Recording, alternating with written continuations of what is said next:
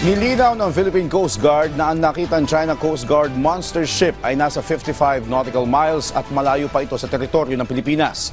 Ayon kay PCG spokesperson Commodore J. Tariela, ang nakitang barko ng China Coast Guard ay may habang 165 meters. Pero bagamat wala pa anya ito sa 12 nautical miles o sa teritoryo ng bansa, pasok pa rin ito sa exclusive economic zone ng Pilipinas. Kaya naman nag-deploy na ng barko ang PCG para mag-monitor sa barko ng China. Ayon pa sa PCG, aprobado na ng NEDA at suportado ni Pangulong Ferdinand R. Marcos Jr. ang pagkakaroon ng karagdagang sasakyang pandagat na pwedeng magamit hindi lang sa pagpapatrolya sa West Philippine Sea, kundi maging sa search and rescue operations tuwing may kalamidad. There are also aircraft, Sir Erwin, na napasama dito sa acquisition plan ng Coast Guard nitong taon na to.